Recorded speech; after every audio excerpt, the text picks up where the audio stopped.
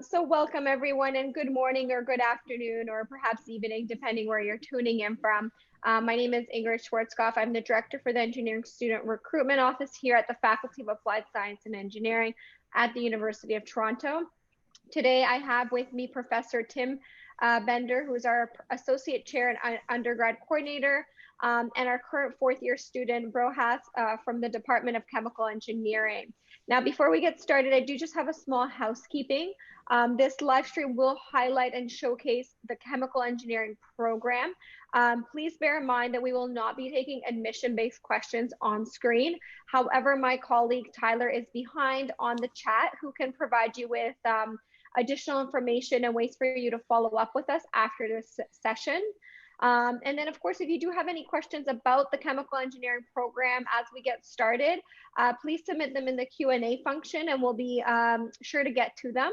So without further ado, we're going to get started because we only have 30 minutes together today. And I'm going to ask Professor Bender and Brohat to introduce themselves. So perhaps we'll start with Professor Bender. Yes, well, good morning to everyone that's joined this session. I can see we have a good chunk of attendees, and welcome aboard. So let me introduce myself. So my name is Professor Tim Bender. I'm the Associate Chair of Chemical Engineering. As potentially you're in high school, I'll just say that that's analogous to being a principal for your school. And I actually have a past industrial background prior to joining the University of Toronto / being recruited by the University of Toronto. And I really like all aspects of chemical engineering. And so we can talk about anything you'd like to talk about today. And we are supposed to also tell you about our research focal points, because University of Toronto is a very research intensive facility and ranked very high globally when it comes to our research outcomes, and definitely top one in Canada, as we within the Faculty of Applied Science and Engineering really focus on moving technology out to market to impact Canada. In my case, my major focal point is on sustainable energy, as well as generating it, but also ensuring that as the chemicals are produced for the sustainable energy, that those unto themselves are sustainable and from very good sources that we can identify as being sustainable and available to community. So I can talk about any aspect that you're interested in chemical engineering. I really like the periodic table you see on the other virtual background of Bharath's. So I'll turn it over to him because that is a key component of chemical engineering, is to know, frankly, those chemicals that are available in the world. So go ahead, Bharath. Yep. Yeah, thank you so much, Professor. Hi, everyone. My name is Brohat, and I'm a fourth year student at U of T Chemical Engineering. And as it is well suited for U of T, I'm very much into academia and research, and my main focus is to work on nano engineering and sustainable energy stuff, similar to what Professor Bender is working on right now. And yeah, I'm going to be doing my grad studies after fourth year. So if you have any questions about that, or you're interested in like sustainable energy and maybe nanotechnology, yeah, please feel free to ask those questions. I'm excited to be here. Thank you. Thank you both. So we'll get started with some of the questions I have for the both of you this morning. And then as questions do come in from the audience, we will pivot. Perhaps maybe you can answer, Professor Bender or perhaps Berhat, what is chemical engineering? Yeah, sure. Like we should each address this topic because chemical engineering is a very broad discipline. So as our cohort is here, I suspect this morning that you might have eaten some food, and that's aspects of chemical engineering. I suspect you might have brushed your teeth. Therefore, you're using chemicals to clean your teeth. And so what our discipline does is enable to society the refinement of chemicals and the movement of things to you. And it's very broad. So as Bharath mentioned, like nanotechnology, this is relevant to your smartphone, for example. Food is relevant to your uptake of calories. We could be talking plastics. We could be talking to ensure that chemical engineers want to make sure that we have minimal environmental impact. It could be bio-related. So now, I'm not working on vaccines, but you can see there's recent announcements in the media about vaccines. Who is the one scaling them up and getting them to society? Are chemical engineers. So there's broad aspects of chemical engineering, and it applies to, frankly, everything that you can see around wherever you're sitting right now, whether it be, again, the things I mentioned about food or the way you brushed your teeth or the thing that you're sitting on. It's all chemicals. So Brohath, go ahead. Yeah. For me, when I came into chemical engineering, I thought it was going to be majority of chemistry, but I realized it's more than that. It's a blend of physics, math, chemistry, and a field of specialization. Like Professor Bender said, chemical engineering is like broad field, right? And when I say it's a blend of math, physics, chemistry, and a field of specialization, you're basically looking at things like bio or food, like pharma, and maybe even economics. So it's I and when we go through the through more questions, you'll understand what I mean by that.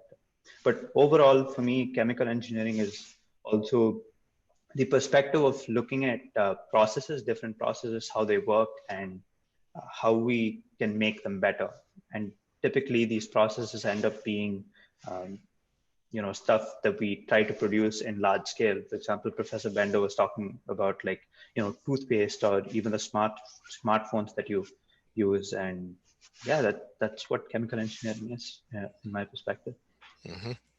And Great. I agree. Like, if you really like chemistry now at a high school level, this is critically important, because you will enhance that background in chemistry and that interest in chemistry, and then serve society in an appropriate way. Yes. Mm-hmm. Absolutely. So Mm-hmm. another question that we often get from students is, they look at our website and they don't see biomedical engineering as an option right away. But certainly our chemical engineering program does touch on this. Mm-hmm. Perhaps either one of you could comment on our biomedical engineering options through chemical. That's right. So I'll tell you what University of Toronto Faculty of Applied Science and Engineering perspective is that, for example, biomedical engineering or nanoengineering, for example, are definitely sub-disciplines within a particular engineering discipline. So as you were to join, for example, chemical engineering and applied chemistry, you will be able to, through what we call our minor program, to work on, for example, biomedical engineering or nanoengineering or whatever that more detailed point of interest you have. University of Toronto's perspective, though, is again that instead of giving you that more narrow degree, we give you a degree. Once you graduate, we give you a degree that, for example, would apply to chemical engineering, but then you're interested in nanoengineering, and I'll just elaborate on Brohath's focal points, is instead of just having a degree that says nanoengineering and therefore limiting your potential movement into industry only in nanoengineering, you'll end up with a degree in chemical engineering with a minor that obviously identifies your particular interests in the more detail of the profession, but at least gives you that broader credentials to potentially get other employment opportunities. So that is our approach. And Brohath, you can elaborate on how you feel that approach worked for you as you're in the fourth year. Yeah, definitely. Everything Professor Bender said pretty much covers it. After your second year, you get to specialize in whatever interest that you have. For me, it turned out to be nanoengineering and sustainable energy. But specifically for bio, there are, in fact, not one, but two fields that you can pursue. It's biomedical engineering or bioengineering. If you're more interested in pharma and that kind of stuff, you would choose biomedical engineering. And if you're more into you know, things like prosthetics and more physical things like that, you'll be picking bioengineering. So yeah, the options are limitless. In the end, you come out with whatever you're interested in. Yes. Yeah. Great. So another question that we often get when we're talking to students is, they're debating if they should do chemistry versus chemical engineering as a program period. Could you maybe highlight some of the differences between the two programs? Sure, I can. As somebody who is cross-appointed to the Department of Chemistry, I certainly can elaborate on this. For chemistry, it is obviously 4 years of intimate detail of the chemistry, that you could be interested in. But then where those people end up is for the development of chemicals. Um, so for example, it could be that there's an alternative plastic that requires an alternative catalysis, and that side of the discipline may be the ones that develop that, but then it's transferred to the chemical engineers and ultimately it goes to market. Now, that would be more the norm, but within University of Toronto, because we are chemical engineering and applied chemistry, we also have students that graduate that could be those ones that ultimately do develop that catalysis, for example, and therefore they are doing some very basic chemistry, but then obviously themselves can also move it up to scale up to ultimate manufacturing and take it out there. So what is unique about our program here, and this is a point of comparison across Canada, is that we also deliver the chemistry courses within our department so that we can address the fundamentals of chemistry, but then show you how these fundamentals could be addressed as they move forward to the engineering aspects of chemical engineering. Versus some other programs in Canada, what do? Okay, yeah, in second year, you have to take this organic chemistry course, go over to chemistry, just listen to them, and they have a different perspective than engineers and applied chemistry will have. So even as you join our program, yes, there will be lots of basic chemistry to address, and therefore I can obviously natter on about this because as Brohath knows, it's something I find very interesting. So I'll turn it over to you, Brohath, and you can comment as a fourth year. Yeah, definitely. Whatever, again, Professor Bender said pretty much nails it on the head. Chemistry is basically looking at reactions on a small scale, trying to develop those chemicals. And what chemical engineers tend to do is we scale it up so that we can produce it on large scale and make it useful for people. Right? That's the kind of impact chemical engineers have in this world. I should say. The Personally, I wanted to go into chemistry, but the reason I stayed in chemical engineering was this very reason: the fact that it could have a larger impact while still learning aspects of chemistry, throughout my 4 years. In fact, I've even taken few pure chemistry courses and had a chance to apply it directly to my chemical engineering courses. So, yeah. Yeah, that's a good point to mention too, is that as our cohort enters the third and fourth year, there are tech electives open that are available from chemistry. And should you be interested in that in-depth, that's available there as well. You may take that when it comes to tech electives. Okay, so there's options, again, for your personal interests to go in directions as you are going through our program. Great. So in the time that we spent talking about chemical engineering, this introduction, we've had a few questions come in from the audience. Okay. So we'll get to them if that's okay with both of you. And sure is. So the first question that we have that came in was, how is it doing lab work during this pandemic in your program? Maybe this semester, next semester? So I can comment some detail about that. What we have done is done some virtual labs in order to ensure that students are moving forward in their curriculum and in the learning objectives. Okay.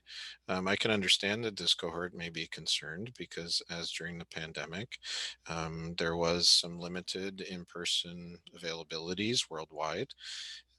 Now, of course, I'm a very optimistic person, but as the vaccinations have recently been, let's say, announced in the media, I'm very optimistic, and faculty wide amongst all the leadership, we know that we will just be back to normal for next September. So I don't think we could talk in intimate detail about what we're doing right now because this is more relevant to our current cohort. But as we're talking about potential ones joining us, just know next September, it'll just be back to norm. We'll be all good. Okay. So I can understand why they're asking that. Everybody finds the pandemic a bit challenging. And I would say that our Faculty of Applied Science and Engineering, based on student feedback, is we as instructors and professors have done extremely well to address the gaps and barriers in the pandemic and to ensure that our students are progressing. Great. Thanks, Professor Bender. Mhm. So the next question that we have, in your opinion, what is the difference between chemical engineering and material sciences and engineering at U of T? Mhm. So it's actually a program that is somewhat linked together, but again, it depends on ultimately where you'd like to move. Okay. Um, so within chemical engineering, ultimately, it is that chemical engineers ultimately do develop materials. They do scale it up, they do bring it to market. Versus if we were considering, for example, a reactor design, or we were considering some aspects of civil engineering or even electrical engineering, it is material science and engineers that then sometimes factor in, okay, this is the way that I form copper into this way that the electrical engineers are asking for, or this is the way that we form this steel into this reactor for chemical engineers and such. So the major difference is that it's chemical engineers and applied chemists that tend to develop and scale up materials. And then it is the material science and engineers that consider the ultimate design of how the materials go on to some structure and some other aspects. Okay. Now they do take some chemistry courses as well, not as many chemistry courses as we do, because they need to truly understand, as they are looking at copper, what is copper, right? So we have a link to them. Actually, material science and engineering is actually in the same building as we are in the University of Toronto campus. They're good friends of ours, and we work with them. But there is a difference as they enter into the profession. And Brohath, you can comment on this as well. Yes. Yeah. Again, I don't know what else to say other than Professor Bender said it perfectly. Um, I I think if I were to put a scale on like how close to chemistry things are, I would say chemistry is like the lowest level of chemistry you can get to. Like the in-depth stuff, material science and engineering would come like about here, and chemical engineering would come about here in terms of like the level of chemistry that we are looking at. Like Professor Bender said, it's more about looking at how the materials are made in material science engineering, and chemical engineers worry about how we can use that in order to, or how we can use that in order to make other stuff, or how we can scale that up into manufacturing levels stuff. So, yeah. Great. And Brohath, maybe you can touch on, what have been some unique opportunities that you've had available to you in the chemical engineering program? Now that you're coming to your fourth year, there are some questions around the PY co-op option, what job opportunities. I don't know if you were involved in that. Maybe you can speak to whether the research or work experience you've had. Okay, that's a loaded question. So please forgive me if I take too long to No answer. worries. So Go let's ahead. start with the the unique opportunities that we have in our program. I was thinking about this last night, and I realized chemical engineering, our discipline, is one of the most like uniquely spaced one, because like Professor Bender was mentioning at the beginning, like it has a lot of opportunities at different fields. So I'll start with the first unique thing that I found was the number of research opportunities that you can get. I'll give you my personal, experience itself. I've worked on 3 research projects so far, and one of them was in engineering education, and one of them was in metallurgy, and now I'm working on a completely different project on batteries. So just within those 3 projects, there are 3 different fields within chemical engineering that are being explored. So, and that's just one person, right? And I know research is extremely popular with our faculty. A number that I could give you is at the end of my second year, research is extremely popular. And my class, 1/5 of my class, around 20 students out of 100, did research with some professor in chemical engineering in many different fields, in organic chemistry with Professor Bender, in environmental chemistry, air chemistry, and like I did with metallurgy and whatnot. So many opportunities in research. That's one.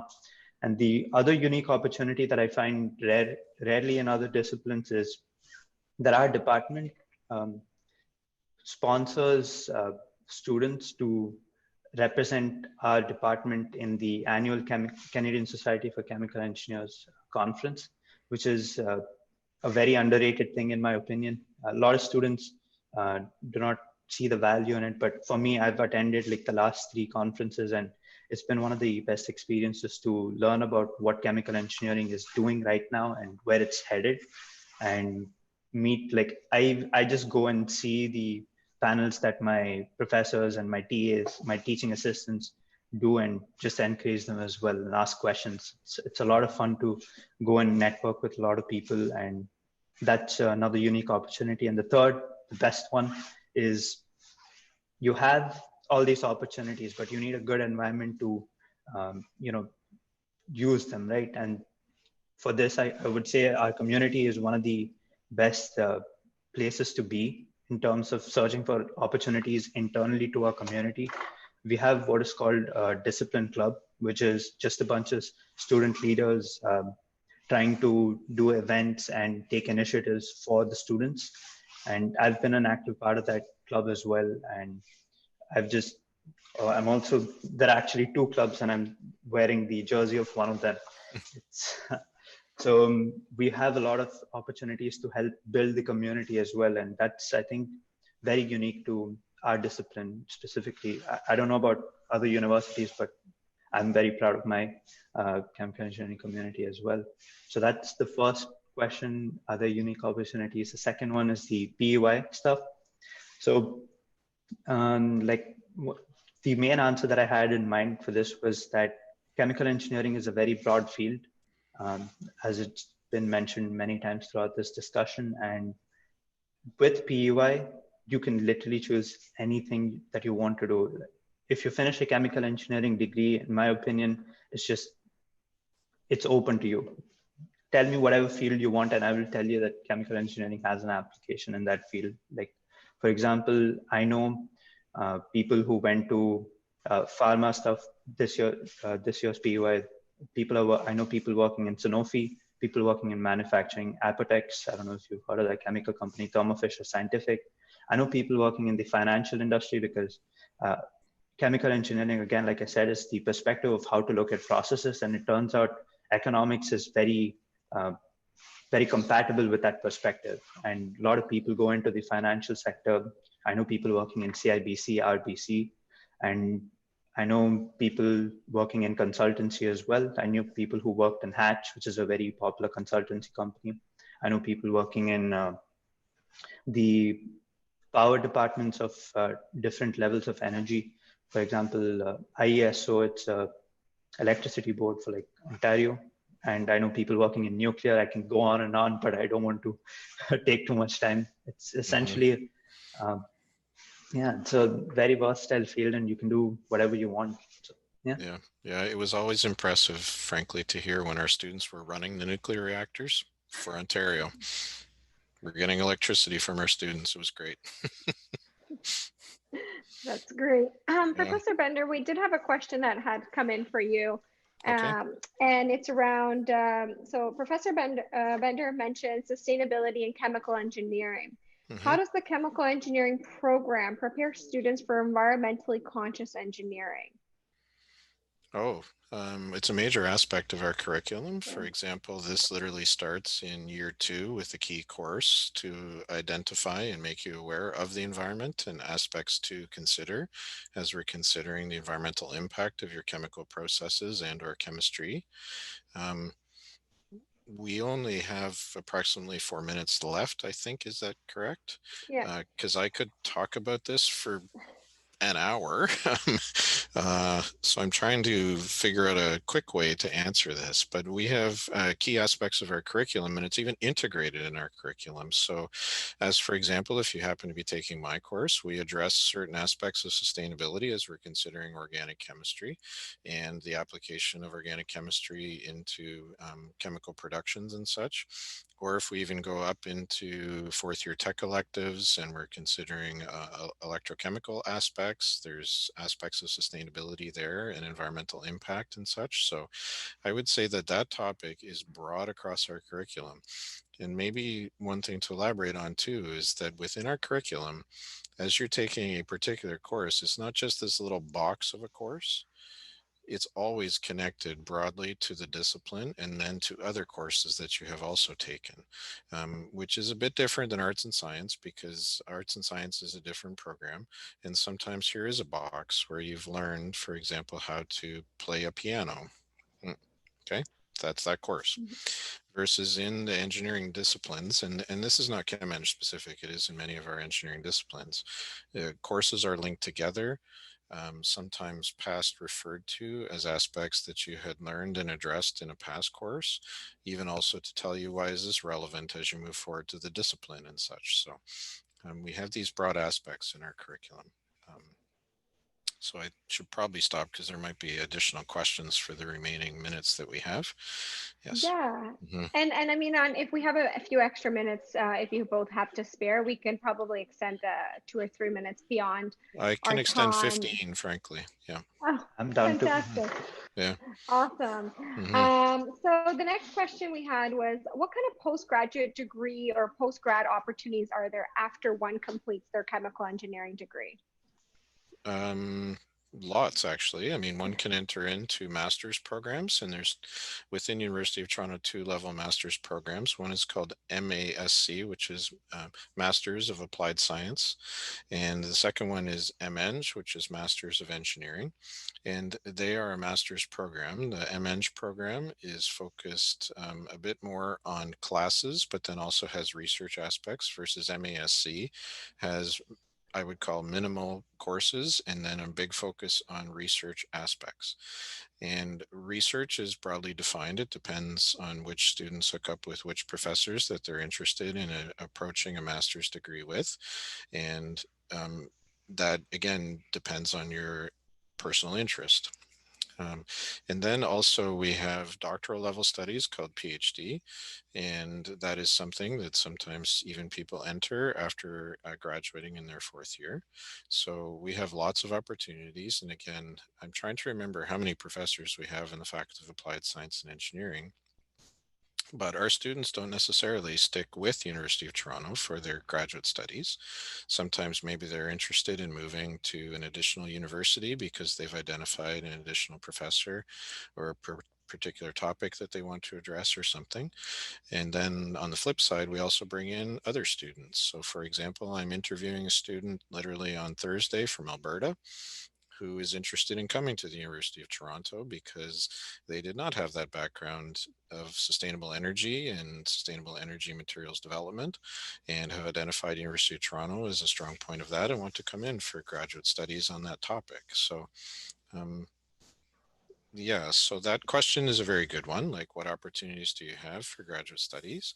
We have lots at University of Toronto, and we do have some students that stick with us, and then we bring other ones in as well. So we have that diverse community on that That's front fantastic. as well. Yep. And then another question, and Rohat, maybe you can remember back to your 1st or 2nd year. A student is interested in knowing how math intensive chemical engineering is. Okay. Yeah, definitely. Like I said at the beginning of this talk, that we are learning a blend of math, physics, and chemistry. So how it works is, to simply put, math is the language of whatever equations that we're using and how we are trying to solve different processes, break them down. For this, initially, we do a lot of calculus and linear algebra. The way it worked for chemical engineering specifically was in 1st year, which is general for all engineering. We did calculus 1 and 2, where we learned the basics of like differentiation, integration, and all of those nice things. And we did a little bit of linear algebra, like matrices and solving systems of equations and things like that. That was 1st year in terms of the math. And in 2nd year, what we did was we had another calculus course, which focused on the how we can apply the calculus we've learned, and a little bit more on chemical engineering processes. That's the best way I could describe it. And After that, you'll realize that the level of calculus that you've studied so far will be applicable to solve like any system of like any chemical system. So yeah, and it's after that it's just application. Mhm. Great. And maybe I could give you a follow-up question on that, Brohat, because another student was asking. So when you started your chemical engineering program, I think students want to know what kind of courses did you take in first year? When did you start, your focus on, what you're studying, and now how did that kind of look? Okay, so specifically in first year, you do two chemical engineering courses. One is called physical chemistry, which talks about like thermodynamics, equilibrium, and all the numerical aspects of uh, chemistry, but not specifically chemical engineering. Second semester is winter, which is when you go a little bit deeper. You learn about the different aspects of chemical engineering in a course that's literally called Concepts in Chemical Engineering. It's a great course. That's one of the reasons why I stayed back in chemistry and did not move to any other discipline. And after that, in second year, now that you have a good basis on what all the math that you need to know, all the uh, small bits of chemistry that you need to know, you start looking at more specific stuff. In second year, we started learning about that perspective that I was talking about. We did a little bit of economics. We did the specific calculus course that I was talking about. We did inorganic chemistry, organic chemistry, and all those things.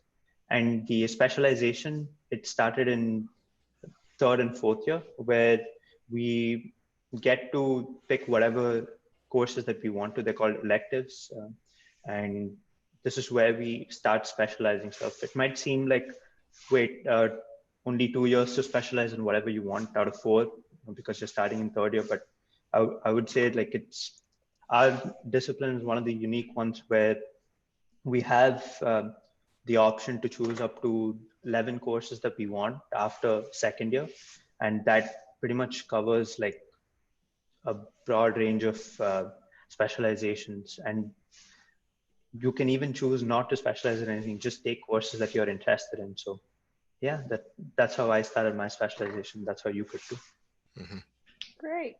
And Professor Bender, maybe this one could be for you, is for the U of T's mechanical and chemical engineering program, which would be a better option or fit if someone's wanting to pursue biomedical engineering?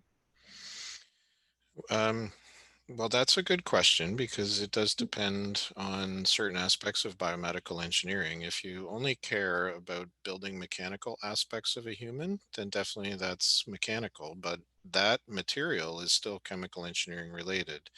Versus on the other biomedical front, like if you're interested in cell development, if you're interested in fixing up somebody's heart, if you're interested in vaccination, these sorts of aspects, it's definitely chemical engineering. Okay. But I would say that as you enter the University of Toronto program in the first year, if that is of your interest in general biomedical engineering, then definitely look around, see where your interest is, and see the pathway that you're interested in. Okay. Because we have all those pathways for you, and we can definitely can support any of the pathways that you will be interested in. And it again does depend on which aspect of biomedical engineering we're talking about. It is a bit of a broad definition because it's anything related to a human, frankly. Hmm. Hmm. Fantastic. So Hmm. last question that we have from our students today is, they're saying this might be a specific question, but No problem. how much focus is there on polymers? If either one of you can comment on that. Oh, sure, because it used to be my course, and if I wasn't actually the associate chair, it would be my course threads. Um, and Brohath can focus on that too. So definitely we integrate the polymers into our curriculum. We do keep equity, so we can't assume that every student wants to be totally focused on polymers, but it is a certain aspect of our curriculum whereby you will learn the chemistry and even the chemical engineering processes for making polymeric materials and development of polymers. We'll be talking about the environmental impact that polymers have. We'll be telling you how, if you're interested in going on to master's level, how maybe you could integrate into the research that we have at University of Toronto to try to make a more environmentally friendly polymers and such. So here we go again. We're only going to go to 11:45. We could talk this topic for much more time. Brohath can comment on it as well, but I would say if that's an interest of somebody, definitely come to University of Toronto. Yes. Mm-hmm. We did have one more question that came Sure. up, and Okay. since we've I feel like because we've committed, we have all these great questions coming in. So, Mm-hmm. And I used to make polymers in uh, industry too, so that's why it's such an exciting topic. But yeah. mm-hmm. Sorry, go ahead. So no worries. From Kira, what are Mm-hmm. the environmental applications of chemical engineering?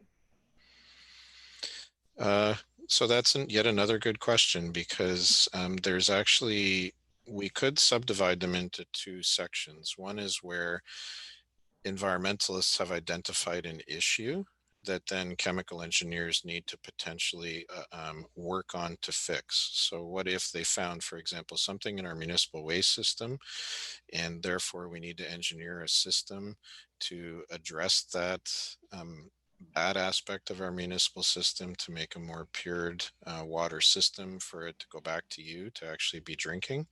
That's one aspect of chemical engineering.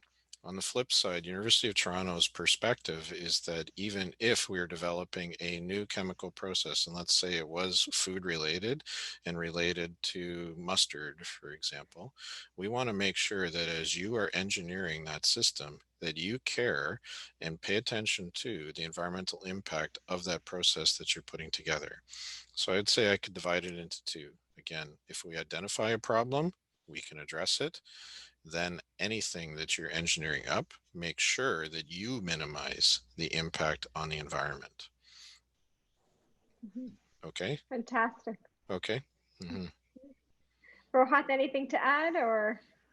Yeah, I just wanted to add that, uh, just adding to what Professor Bender said, one of the research projects I worked on last summer, we were developing a process for extracting metals from waste products. And even in that development aspect, we were very keenly looking at how we can take useful stuff out of waste without producing more waste, Mm-hmm. right? And it's a very, yeah, it's a very small but unique, like important detail that we look into for uh, Yeah. anything chemical engineering related. So Yeah, that's and all I want to add. it could even be like CO2 footprint as well, because depending on how much energy you need for the extraction of those things out of waste, what would ultimately be the CO2 footprint? Therefore, what is that environmental impact, even from a broad, global environmental aspect and such? So, see, we could talk this topic, and it's definitely addressed it in our curriculum because it's critical, because we don't want to be engineers, for example, that just throw junk into the environment. And I know some old engineers that I hooked up with when I started the discipline that back in the 1960s, for example, were doing that because they didn't appreciate environment back in the day, versus where are we now as a society in the 2000s is we understand the environmental impact and how we need to minimize it instead of just throwing chemicals out into the world. So, mhm, Absolutely. mhm. And last but not least, we have our question from a student asking if, in your opinions, your non-biased opinions, is chemical engineering the right path if someone wants to do research in diseases in the future? Uh, in diseases, okay, so that's a good question. Now it would depend, because we can do aspects of that research, and if we're addressing that, it's something called cross-disciplinary. And I would say here's the other aspect of chemical engineering, is that it is well received by other disciplines. So if we were talking something disease specific, and I admit in my hockey team, I've got a doctor whose daughter plays on the team. And him and I were talking 2 weeks ago about a disease aspect. And that is kind of also the norm, is that chemical engineers are generally received by other disciplines for cross-disciplinary things.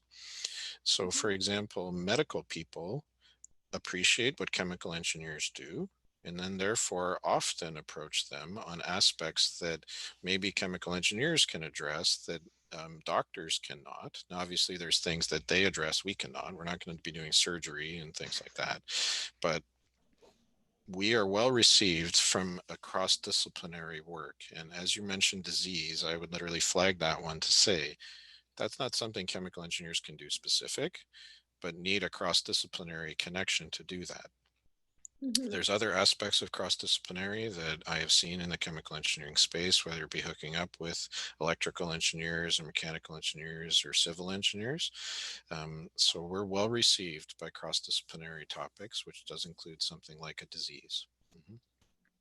Fantastic. Well, Mhm. that brings us to the end. I know we have a few minutes left, so I don't want to keep either of you much longer. But maybe both of you can just leave our students with any words of wisdom, any last thoughts before we sign off for today. Okay, well, I think that's best for our student leader to address that, frankly, as opposed to myself, because I could natter on. So, Brohath, I'll give this floor to you. Mhm. Yeah. One of the best things that I can ask you guys to do at this point is we know we're in a very different time right now, and there must be a lot of concerns for you guys. And I think the best way to go about it is don't hesitate to ask for help if you need it. If you have any questions about not just the university, I mean, if you have any questions beyond this discussion panel or beyond what chemical engineering is and things like that, don't hesitate to reach out to people. And if you do have specific questions about the discipline, definitely reach out to Ingrid and like the other staff who are helping run this event, and they'll definitely, if they cannot answer, they will definitely find you someone who can answer the question. And I realized this that this was a very important thing. The simple thing of just asking people can go a long way in order to help you learn new things and find new opportunities. So don't let that don't forget that you can just ask people and they'll help you. Absolutely. I couldn't echo that more. And the both of you have helped tremendously today to really just get a snapshot into the chemical engineering program. So with that, I think we'll wrap up. So I want to thank again Professor Tim Bender and Brohath for joining me today. And I would also like to thank my colleague Tyler for answering the questions in the chat. For the students on this chat, like we said, if you need any additional help, any questions, the Engineering Welcome Center is here to help you. So you can email us at engineering@utoronto.ca, which my colleague Tyler, I believe, has put into the chat. So I hope everyone has a great rest of their day. And again, hope you are getting to your applications. And if you have any questions or concerns, don't hesitate to reach out. Thanks again. Mhm. Bye for Yes, now. and I thank you for joining, and always talking chem eng aspects is an exciting time. So thank you for joining. Thank you, Brohath, for your input as well. Mhm. Thank you so much for having me. It's a lot of Mhm. fun to talk to people. Oh, it is indeed. Maybe we just keep it all day instead of some of those other aspects we're addressing today. Indeed. So take care, all. Mhm. Thank you. Thank you.